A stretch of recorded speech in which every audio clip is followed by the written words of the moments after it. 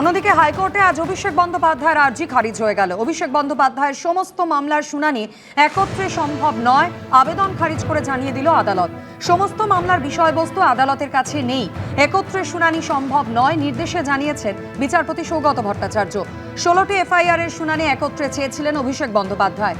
3টি মামলার পূর্ণাঙ্গ তথ্য আদালতের কাছে রয়েছে, শুধুমাত্র সেগুলি বিবেচনা করাই আদালতের পক্ষে সম্ভব মন্তব্য করেছেন বিচারপতি। শুধুমাত্র ভবানীপুর, কালীতলা, বিষ্ণুপুরের মামলার একত্রে শুনানির নির্দেশ দিয়েছে কলকাতা হাইকোর্ট। 3টি মামলায় অভিষেক বন্দ্যোপাধ্যায় রক্ষা কবচের মেয়াদও বাড়িয়েছে কলকাতা হাইকোর্ট। 30শে নভেম্বর পর্যন্ত এই 3টি মামলায় বাড়ল রক্ষা কবচের মেয়াদ। তদন্তে সব রকম সহযোগিতা করতে হবে, আদালতের অনুমতি ছাড়া দেশ ছাড়তে পারবেন না অভিষেক বন্দ্যোপাধ্যায়। আর এই শর্ত অমান্যে আদালতের দৃষ্টি আকর্ষণ করতে পারবে রাজ্য, জানিয়েছে আদালত।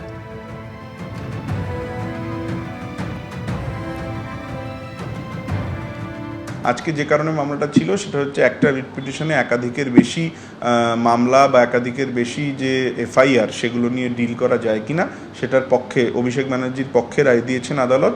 এবং সেই সময় সিনিয়র অ্যাডভোকেট গোপাল শঙ্করনারায়ণ এটা পয়েন্ট আউট করেন আদালতের কাছে যে বিদেশ যাওয়াতে কোনো বাধা নেই অভিষেক বন্দ্যোপাধ্যায় সুপ্রিম কোর্টের অর্ডারের মাধ্যমে, এবং তার বেসিসে অভিষেক বন্দ্যোপাধ্যায়কে সেই প্রোটেকশনটুকু আজকে দেওয়া হয়েছে যাতে নাকি ওনার বিদেশ যেতে কোনো অসুবিধে না হয় যখন উনি ডাক্তারের অ্যাপয়েন্টমেন্ট পাবেন বিদেশে। এবং at the same point of time রাজ্য সরকার একটি ফর্মাল স্টেজ ছিল এই অর্ডারে, সেই স্টেটা রিফিউজ করে আদালত। এই মামলা, এই পার্টিকুলার রিট পিটিশনটা 3টে মামলা সংক্রান্ত। হ্যাঁ, 3টে মামলাতেই রক্ষা কবচ রয়েছে।